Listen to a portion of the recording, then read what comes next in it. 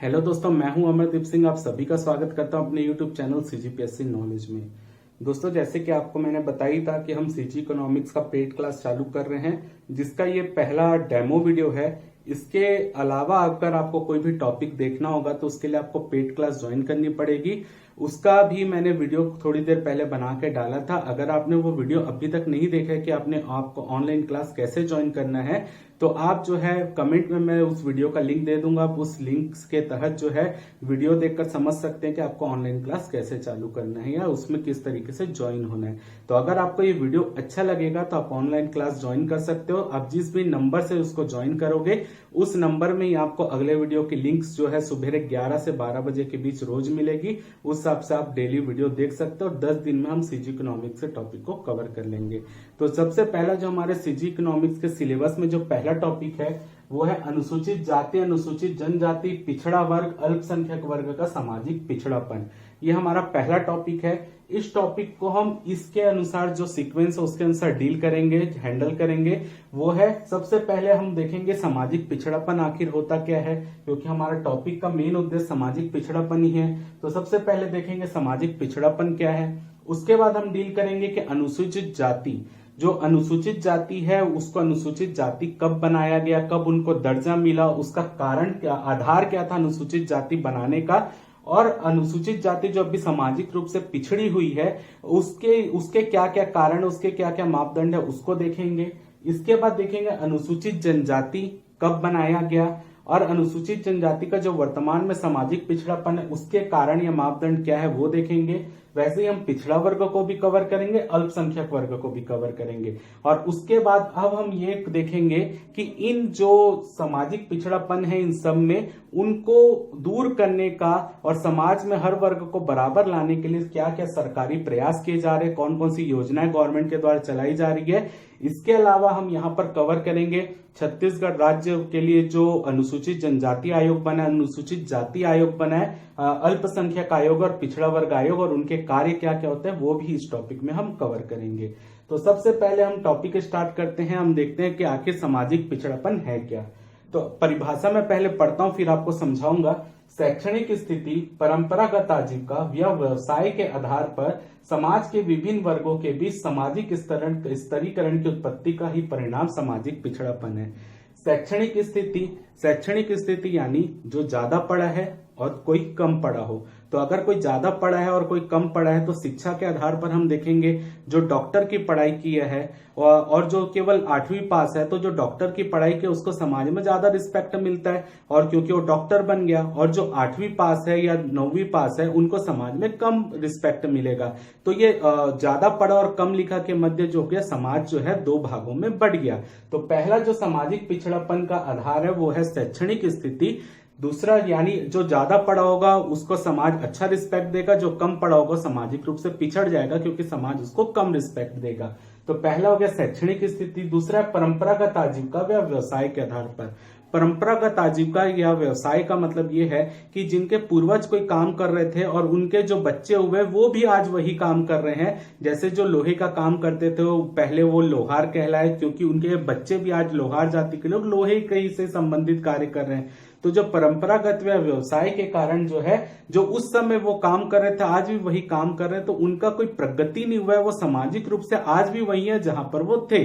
ना तो वो ऊपर गए हैं अपनी स्थिति को और अच्छा किए, ना वो नीचे गए, वो वहीं के वहीं है। तो यहाँ पर जो उस समय अच्छे काम कर रहे थे वो आज भी ऊपर है, जो सामाजिक रूप से कमजोर काम कर रहे थे आज वो नीचे ही है। तो उसमें भी जो है उनके व्यवसाय के आधार पर जो है समाज दो स्तर में बढ़ गया, तो सामाजिक स्तरीकरण वहां भी उत्पन्न हुआ। तो यानी शैक्षणिक स्थिति, परंपरागत व्यवसाय के आधार पर जो समाज में सामाजिक विभिन्न वर्गों के मध्य सामाजिक स्तरीकरण उत्पन्न हो जाता है, उसी से सामाजिक पिछड़ापन की उत्पत्ति हो जाती है। यानी एक समाज में जो अच्छे काम करते हैं या जो समाज में रिस्पेक्टेड काम कर रहे हैं वो उनको ऊपर माना गया, और जो निम्न स्तर का काम कर रहे हैं उन्हें नीचे माना गया। तो जो निम्न स्तर है वो समाज में स्तरीकरण के कारण पिछड़ता ही जा रहा है। यही होता है सामाजिक पिछड़ापन। ठीक है। तो अब हम ये देखेंगे, ये टॉपिक, अब पूरा टॉपिक इस सामाजिक पिछड़ापन के ऊपर ही डिपेंड है। तो सबसे पहले हम देखेंगे कि अनुसूचित जाति का सामाजिक पिछड़ापन क्या है और अनुसूचित जाति के सामाजिक पिछड़ापन के कारण क्या है। तो सबसे पहले 1931 की जनगणना हुई थी और उस जनगणना में जो है अस्पृश्यता के आधार पर, अनटचेबिलिटी के आधार पर 429 समुदाय का जो है चयन किया गया था, जिसको डिप्रेस्ड क्लास उस समय बोला गया। ठीक है, फिर से बोल रहा हूं, 1931 की जनगणना, 31 की जनगणना के आधार पर अस्पृश्यता को आधार मानते हुए 429 समुदाय का चयन किया गया, जिसे उस समय डिप्रेस्ड क्लास कहा गया। और इस 1935 के अधिनियम के तहत इन 429 डिप्रेस्ड क्लास को वहां पर अधिसूचित कर दिया गया। और यही आगे चलकर 1935 के अधिनियम के बाद यही डिप्रेस्ड क्लास जो है अनुसूचित जाति के रूप में जाने गए। ठीक है, तो आपको याद रखना, अनुसूचित जाति का उत्पत्ति मतलब यहाँ पर किस तरीके से हम संवैधानिक उत्पत्ति की बात कर रहे हैं, बाकी वो नॉर्मल अगर हम देखें तो पहले से, लेकिन संविधान में या आप बोल सकते हैं नियमों में, कानून में कब मान्यता मिली, 1931 की जनगणना के आधार पर अस्पृश्यता को आधार बनाते हुए 429 समुदाय को डिप्रेस्ड क्लास घोषित किया गया। और 1935 के अधिनियम के बाद इन्हीं डिप्रेस्ड क्लास को अनुसूचित जाति के रूप में अधिसूचित कर दिया गया। तो अगर यहाँ पर पूछा जाए अनुसूचित जाति को बनाने के आधार क्या थे कानूनन, वो थी अस्पृश्यता यानी अनटचेबिलिटी। अब इनके वर्तमान में पिछड़ापन के कारण क्या है वो देख लेते हैं। तो पहला कारण है साक्षरता की कमी, यानी उनमें शिक्षा की कमी है, जिसके कारण अभी सामाजिक रूप से वो ऊंचे पद प्राप्त नहीं कर पा रहे, शिक्षा प्राप्त करके ऊंचे पदों को पा नहीं पा रहे हैं। तो साक्षरता की कमी है, शिक्षित नहीं है, कम है। अस्वास्थ्यकर दशाओं में निवास, वो ऐसी जगहों में रह रहे हैं जहां पे उनके स्वास्थ्य को दिक्कत हो सकती है। ठीक है, या उनके पास स्वास्थ्य सुविधाएं कम उपलब्ध है। ठीक है, यानी वो इतने ऐसी जगहों में रहते जहां पे वो आसानी से स्वास्थ्य सुविधाएं प्राप्त नहीं कर सकते और ऐसे कामों को कर रहे जिससे उनके स्वास्थ्य को बुरा प्रभाव पड़ेगा। और तीसरा है अंधविश्वास। तो जैसे कि हमारे तो भारत में प्रचलित है, बहुत से वर्गों में अंधविश्वास फैला हुआ है, तो इनमें भी अंधविश्वास की अधिकता होने के कारण ये सामाजिक रूप से पिछड़े माने गए हैं। क्लियर है। अब अगला हम देखते हैं अनुसूचित जनजाति। तो 1950 में जो है ऐसे लोग जो कि दूरस्थ वनांचलों में रह रहे थे और उनमें भौगोलिक एकाकीपन था। भौगोलिक एकाकीपन का मतलब है वो दूरस्थ स्थानों में समाज के अलग अलग वर्गों से हटकर वो जंगलों में निवास कर रहे थे और जिससे उनका समाज के दूसरे वर्गों से मेलजोल ही नहीं हो रहा था। तो उस भौगोलिक एकाकीपन को देखते हुए, उसको आधार बनाते हुए 1950 में 240 समुदायों का चयन किया गया, जिन्हें अनुसूचित जनजाति के रूप में अधिसूचित कर दिया गया। ठीक है, ये आगे इनकी संख्या बढ़ी, हम सिर्फ आपको उत्पत्ति के यहाँ पर आधार बता रहे हैं। तो भौगोलिक एकाकीपन के कारण 240 समुदायों का चयन किया गया था, जिन्हें अनुसूचित जनजाति के रूप में अधिसूचित किया गया। तो अब भी जो है इनके सामाजिक पिछड़ापन के कारण क्या है। पहला कारण है साक्षरता की कमी, क्योंकि दूरस्थ अंचलों में रह रहे हैं, अभी भी वनों में अधिकतर रहते हैं, तो उनमें जो है साक्षरता की कमी है, क्योंकि वहां पे शिक्षा के साधन ही उपलब्ध नहीं है। दूसरा है रोजगार के अल्प स्तर, यानी वो अभी भी ऐसे काम कर रहे हैं, ऐसे रोजगार के कार्यों में लगे हैं जो कि नीचे स्तर के होते हैं। तो अगर साक्षरता की कमी है तो उनको रोजगार भी उसी तरीके का मिलेगा। ठीक है, तो रोजगार का अल्प स्तर है, या तो कई रोजगार ही प्राप्त नहीं कर पा रहे हैं। तीसरा है वन्य उपज पर आधारित खाद्यान्न व्यवहार, क्योंकि वो जंगलों में रह रहे हैं, तो जंगलों में जो भी खाद्यान्न की चीजें उपलब्ध हो पाती है वही वो खा रहे हैं। चौथा है स्वास्थ्य की निम्न दशाएं, उनकी जो, अगर वो दूरस्थ अंचलों में रह रहे हैं तो अस्पताल तो वहां उपस्थित नहीं होंगे, तो अस्पताल नहीं होने के कारण उनकी मृत्यु भी बहुत होती है वहां पर, क्योंकि उनको सही में मेडिकल सुविधाएं मिल नहीं पाती। फिफ्थ है अंधविश्वास। अनुसूचित जनजाति में अंधविश्वास कई सारे रहते हैं, आपको ये नहीं छूना है, तो वो सब चीजों का अंधविश्वास रहता है। और आखिरी है मद्यपान, जो कि अनुसूचित जनजाति में कॉमन है, वो मद्यपान करते हैं जंगलों में आधारित, जैसे सल्फी हो गया, ताड़ी हो गया, बहुत सारे जो मद्यपान वो उनके द्वारा किया जाता है। तो ये सब कारण है अनुसूचित जनजाति के सामाजिक पिछड़ापन के। तो पेपर में किस तरीके का क्वेश्चन आएगा, आपको पूछा जाएगा अनुसूचित जाति के सामाजिक पिछड़ापन के कारण क्या, 2 नंबर में आ सकता है। अनुसूचित जनजाति के सामाजिक पिछड़ापन के कारण क्या है, तो 2 नंबर में आ सकता है, 4 नंबर में आ सकता है। तो आप इन टॉपिक के ऊपर एक एक लाइन लिख भी सकते हैं। अगर ये डिपेंड करेगा कि वो कितने नंबर पे आ रहा है, बाकी आपको ये सब पॉइंट को डील करना पड़ेगा वहां पर। अब देखते हैं, जब अनुसूचित जाति और अनुसूचित जनजाति का वर्गीकरण हो गया तो यहाँ पर समाज में एक ऐसा वर्ग भी पाया गया जो कि इन अनुसूचित जाति व जनजाति के रूप में तो चिन्हित नहीं किया गया, लेकिन वो सामाजिक, आर्थिक व शैक्षणिक रूप से वो भी पिछड़े हुए थे। तो इसके लिए क्या हुआ, आर्टिकल 340 जो हमारा भारतीय संविधान बनकर तैयार हुआ, तो आर्टिकल 340 में पिछड़ा वर्ग आयोग के बनाने के लिए उसमें प्रावधान किया गया था। तो उसी प्रावधान के तहत 1953 में भारत सरकार के द्वारा जो है पहला पिछड़ा वर्ग आयोग बनाया गया, जिसके अध्यक्ष थे काका साहब कालेकर। तो ये पहला पिछड़ा वर्ग जो आयोग था 1953 में बना, जिसने 1955 में अपनी रिपोर्ट पेश की और इन्होंने बताया कि किसी भी ऐसे मतलब जो वर्ग जो ना तो अनुसूचित जाति में आ रहे, ना तो अनुसूचित जनजाति में आ रहे, लेकिन वो सामाजिक, आर्थिक व शैक्षणिक रूप से पिछड़े हैं, तो उनकी पहचान इन 4 मापदंड के आधार पर की जा सकती है।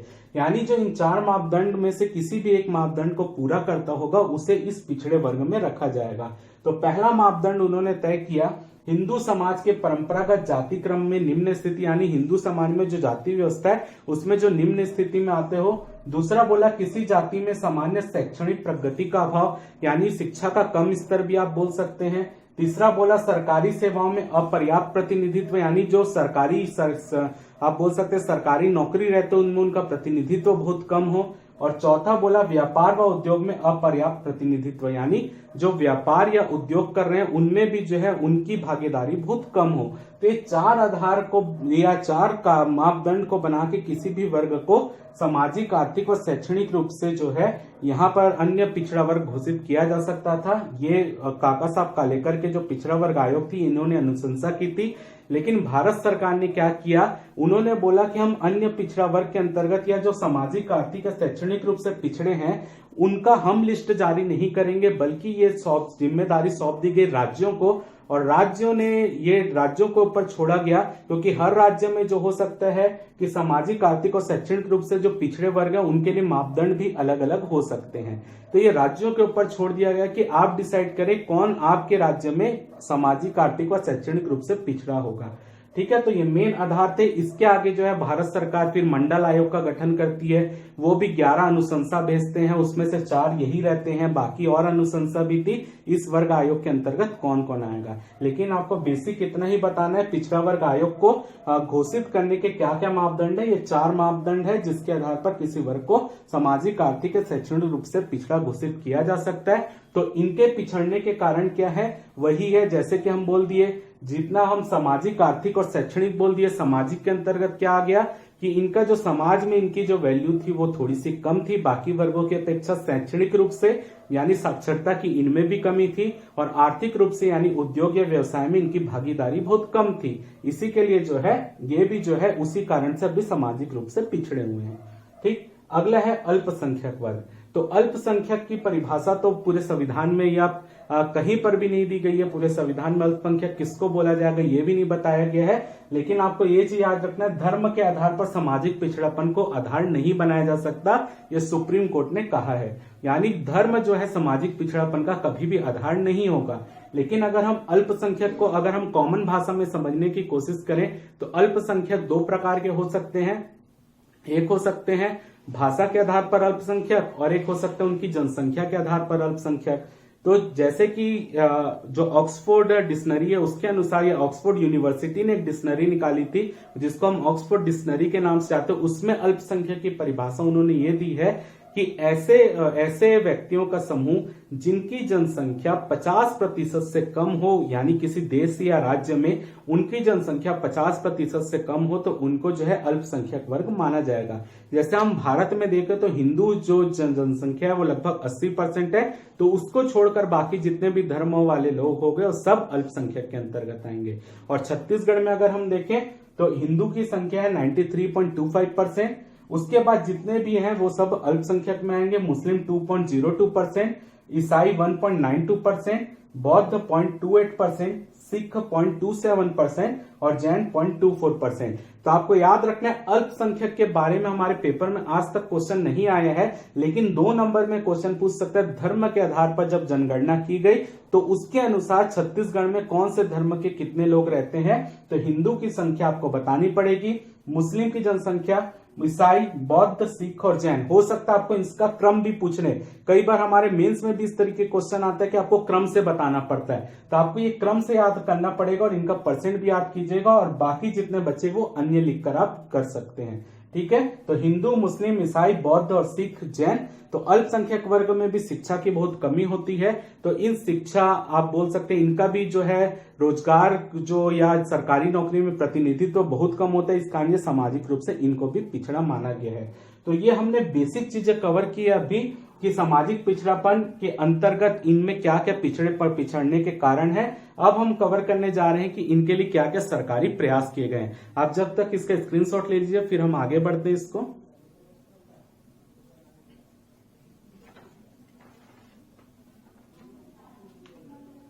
अब मैं इसको मिटा रहा हूं।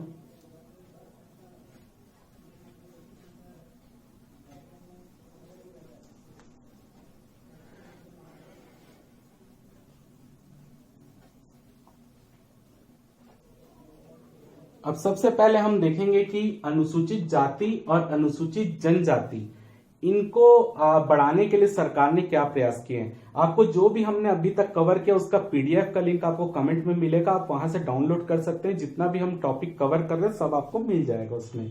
तो सबसे पहले हम देखते हैं अनुसूचित जाति व जनजाति के उत्थान के लिए सरकार ने क्या क्या प्रयास किए हैं। तो सबसे पहले हम देखेंगे शैक्षणिक विकास।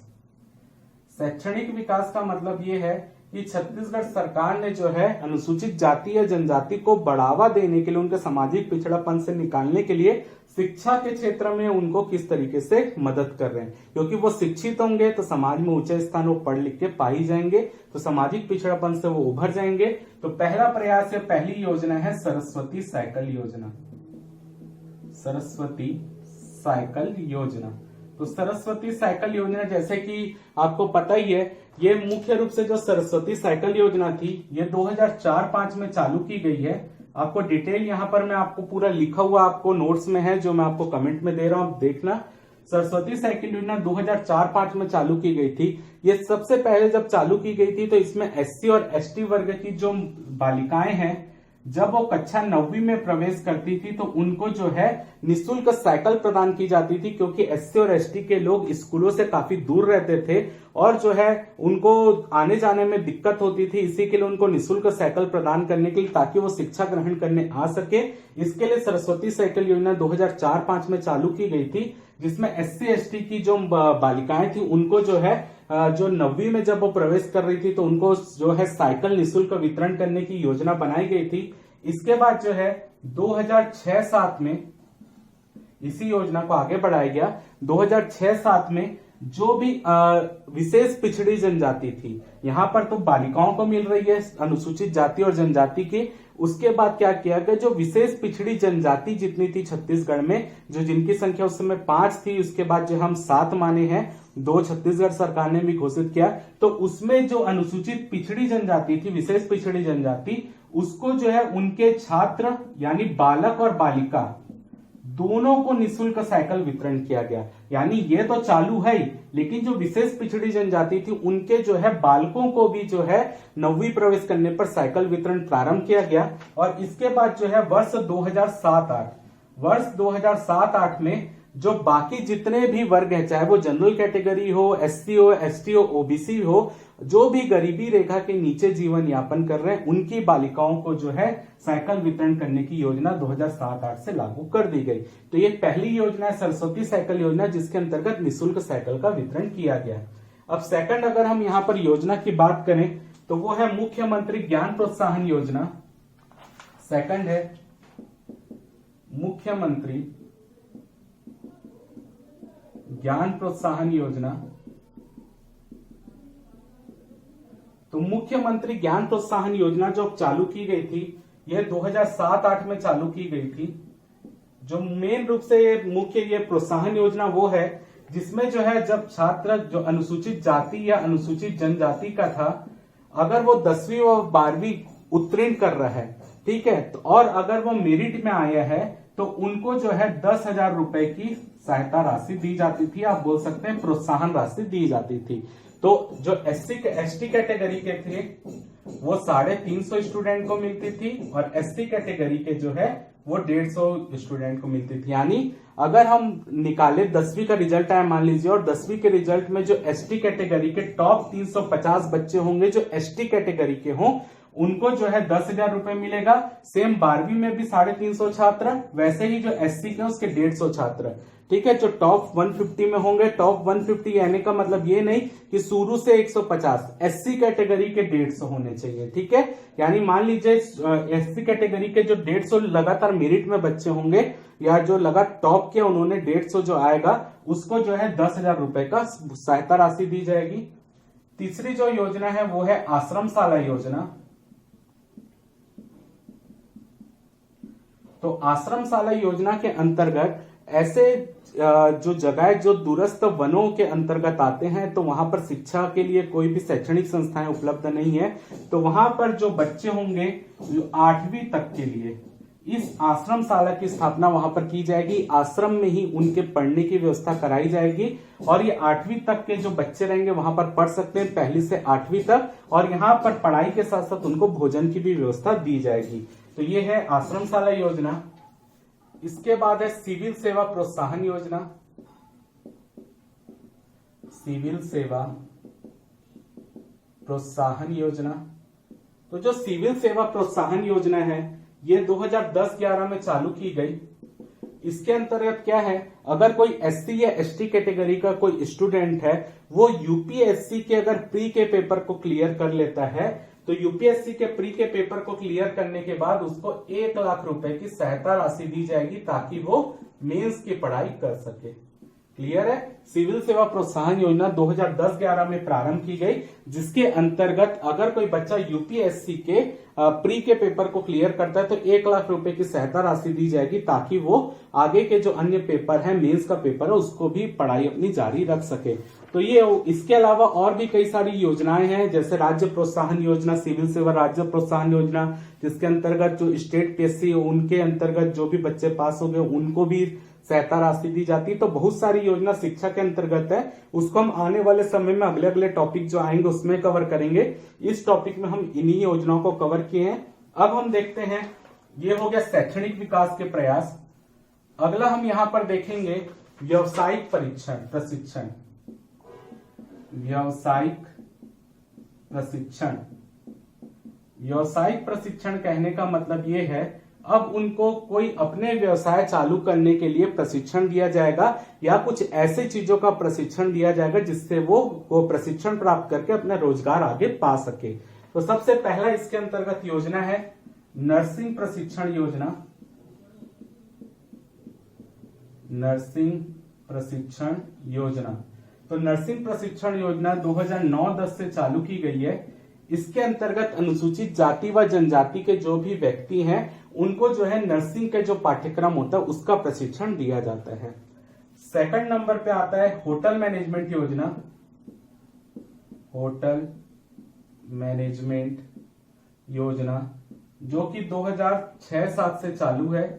इस योजना होटल मैनेजमेंट योजना के अंतर्गत जो है होटल मैनेजमेंट से संबंधित प्रशिक्षण दिया जाता है। इसके अलावा अगर हम और प्रशिक्षण की बात करें तो इसके अलावा जो है निशुल्क वाहन चालक प्रशिक्षण योजना है। निशुल्क वाहन चालक प्रशिक्षण योजना उनके लिए है जो 8वीं पास हैं लेकिन जो है गरीबी रेखा के नीचे होने के कारण वो आगे नहीं पढ़ पा रहे हैं, तो उनको वाहन चलाने का प्रशिक्षण दिया जाएगा, जिसके बाद जो है उनको वाहन चलाने की नौकरी भी सरकार के द्वारा उपलब्ध कराई जाएगी। इसके अलावा जो और योजना है वो है रविदास चर्म शिल्प योजना। रविदास चर्म शिल्प योजना, इसके अंतर्गत जो है जो कि मुख्य रूप से जो मोची लोग होते हैं उनको अपने मोची की दुकान खोलने के लिए पूरा सेटअप तैयार या सेटअप देने के लिए ये योजना चालू की गई है, रविदास चर्म शिल्प योजना। ठीक है, तो ये हो गया व्यवसायिक प्रशिक्षण के अंतर्गत, ताकि उनको रोजगार मिल सके और रोजगार पाने के बाद वो समाज में थोड़ा ऊंचा स्थान प्राप्त कर सके। इसके अलावा अब हम यहां पर देखेंगे जो सरकार द्वारा जनजाति विकास अभिकरण बनाए गए हैं। अगला है जनजाति विकास अभिकरण। तो जनजाति विकास अभिकरण, इसका डिटेल जो है मैंने आपको नोट्स में दिया है। इस जनजाति विकास अभिकरण देखिए, जो छत्तीसगढ़ की 5 विशेष पिछड़ी जनजाति है, जो कि भारत सरकार के द्वारा घोषित की गई है, तो उन विशेष पिछड़ी जनजाति में ध्यान देने के लिए जनजाति विकास अभिकरण बना। जैसे हम 5 पिछड़ी जनजाति की बात करें, जैसे हम देखेंगे पहाड़ी कोरवा, बिरहोर, कमार, बैगा, अबुझ, माड़िया, ये 5 विशेष पिछड़ी जनजाति है। तो उन 5 विशेष पिछड़ी जनजाति के लिए विकास अभिकरण बना है। हर जनजाति, जैसे मान लीजिए कमार जनजाति विकास अभिकरण होगा, तो उसका क्या काम होगा, कमार जनजाति के उत्थान के लिए जो है वो सरकार को सिफारिश करेगा। ठीक है, तो हर विकास अभिकरण, जनजाति विकास अभिकरण का काम क्या होगा, अपनी विशेष जो जनजाति जिसके लिए वो अभिकरण बना है उसका उत्थान कैसे किया जा सकता है, उसके लिए सरकार को विशेष रूप से वो आप बोल सकते हैं अनुशंसा करेगा कि आप इस तरीके से इसका ज्यादा विकास कर सकते हैं या इस जनजाति को इस तरीके से पिछड़ेपन से निकाल सकते हैं। अगर हम छत्तीसगढ़ सरकार की बात करें तो छत्तीसगढ़ सरकार ने भी 2 जनजाति को विशेष पिछड़ी जनजाति घोषित किया है। एक है पंडो और दूसरा है भुंजिया। तो पंडो और भुंजिया के लिए भी विकास अभिकरण बना हुआ है। पंडो के लिए विकास अभिकरण कहाँ बनाया गया है, सूरजपुर में, जबकि भुंजिया के लिए गरियाबंद में बना हुआ है। तो इनका भी काम क्या होगा, ये 2 विशेष जनजाति जो हमने पढ़ा है इसके आप बोल सकते उत्थान के लिए सरकार को अनुशंसा करना। तो ये हो गया जनजाति विकास अभिकरण, जिसके डिटेल मैंने आपको नोट्स में दिया हुआ है। अगर अब हम यहाँ पर देखें तो अब हम यहाँ पर पढ़ेंगे जो कि एसटी आयोग यानी छत्तीसगढ़ जनजाति आयोग, छत्तीसगढ़ राज्य जनजाति आयोग, जिसका गठन हुआ है 12 नवंबर 2000 को। जो एसटी आयोग है, देखिए कोई भी आयोग हो उसका काम एक ही टाइप का होता है। अगर हम एसटी आयोग के काम पढ़ लिए तो एसटी आयोग का काम भी वही होगा, बस अनुसूचित जनजाति की जगह आपको हटाकर अनुसूचित जाति कर देना है। तो सबसे पहला काम जो होगा, पहला जो अनुसूचित जनजाति आयोग का काम क्या होगा कि इनकी जो अनुसूचित जनजाति छत्तीसगढ़ में जितनी भी रह रही है वो सामाजिक, आर्थिक या शैक्षणिक रूप से उनकी क्या स्थिति है उसका मूल्यांकन करना। जो भी अनुसूचित जनजाति छत्तीसगढ़ में रह रही है उसकी स्थिति सामाजिक, आर्थिक या शैक्षणिक रूप से क्या है उसका मूल्यांकन करना काम होगा एसटी आयोग का। दूसरा काम होगा कि इन जनजाति का उत्थान कैसे किया जा सकता है इसकी अनुशंसा करना यानी सिफारिश करना,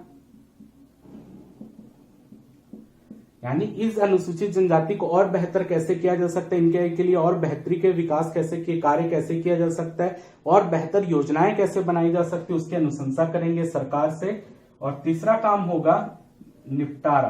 किस चीज का निपटारा, अगर मान लीजिए अनुसूचित जनजाति किसी अनुसूचित जनजाति के व्यक्ति को कोई प्रताड़ित कर रहा है तो वो अनुसूचित जनजाति आयोग में अगर उसकी कंप्लेन करता है तो अनुसूचित जनजाति आयोग जो है पुलिस से, सरकार से सिफारिश करेगी कि उसके मामले का जल्द से जल्द निपटारा करे और उस मामले को जल्द से जल्द संज्ञान में ले। तो ये काम होता है अनुसूचित जनजाति आयोग का।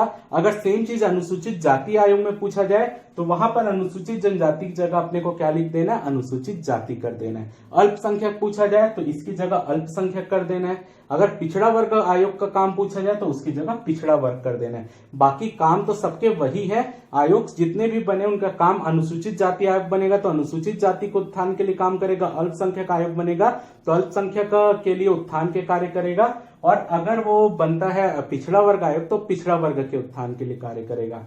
तो इन सभी आयोग बना कब था उसको, उसकी डिटेल मैंने नोट्स में दी है। वो एक थ्योरेटिकल पार्ट है, रटने वाली चीजें उसको मैंने नोट्स में लिख दी है, तो आप उसको पढ़ लीजिएगा। और यहाँ पर जो है आपको सबका विशेष रूप से आपको पेपर की दृष्टि से यह ध्यान देना है कि इन आयोग के काम क्या है, उसको आपको बताना है कि इन आयोग के काम क्या है। मैं आपको बता दे रहा हूं, जो एससी आयोग बना है वो बना है आपका फरवरी 2007 में। इसके अलावा जो अल्पसंख्यक आयोग है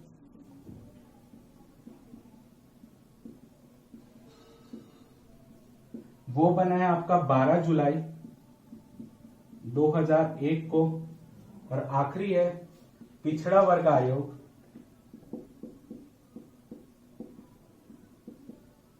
वो बना है फरवरी 2007, जनवरी 2007। बाकी काम सबका वही है जो काम मैंने बताया। एसटी आयोग का आपको एसटी की जगह एससी कर देना है, अल्पसंख्यक पूछेगा तो अल्पसंख्यक कर देना है, पिछड़ा वर्ग पूछेगा तो पिछड़ा वर्ग। बाकी ये 3 काम ही सबके होते हैं। इन ये बने कब आपको ये क्वेश्चन में ऐड करना है दूसरा आपको इनके कार्य को बताना है कि ये क्या क्या काम करते हैं। इसके अलावा अल्पसंख्यक वर्ग के उत्थान के लिए अगर हम सरकार से काम पूछे तो अल्पसंख्यक वर्ग के उत्थान के लिए सरकार ने जो है उर्दू साहित्य अकेडमी भी बनाई है, जो उर्दू भाषा के उत्थान के लिए कार्य करेगा। इसके अलावा आप देखेंगे तो वक्फ बोर्ड का निर्माण किया गया है, जो कि अल्पसंख्यक वर्ग के लिए मुख्य रूप से बनाया गया है, मुस्लिम समुदाय के लिए। मदरसों के लिए भी सरकार के द्वारा विभिन्न योजनाएं चलाई जा रही है, लेकिन जो पेपर की दृष्टि से इंपॉर्टेंट है वो अल्पसंख्यक नाव के अनुसूचित जनजाति है, तो आपको विशेष रूप से उसमें ध्यान देना है। तो यहाँ पर हमारा जो पेपर का जो पहला टॉपिक था हमारे सिलेबस का वो हमने यहाँ पर कंप्लीट कर लिया है। इसका डिटेल नोट्स आपके पीडीएफ फॉर्म में जो है आपके कमेंट बॉक्स में दूंगा, आप डाउनलोड कर लीजिएगा। और अगर आपको आगे वीडियो इसमें कंटिन्यू करना है तो आपको जो है इस कोर्स को ज्वाइन करना पड़ेगा, उसके बाद आप कंटिन्यू कर सकते हैं। रोज आपको उसमें लिंक मिलेगा और आपका वीडियो सीरीज फिर उसमें कंटिन्यू रहेगा। तो उम्मीद करता हूं आपको वीडियो अच्छा लगा होगा। अगर आपको वीडियो अच्छा लगे तो वीडियो को जरूर लाइक कीजिए, चैनल को सब्सक्राइब कीजिए, ज्यादा से ज्यादा शेयर कीजिए। फिलहाल के इस वीडियो में सिर्फ इतना ही। जय भारत, जय छत्तीसगढ़।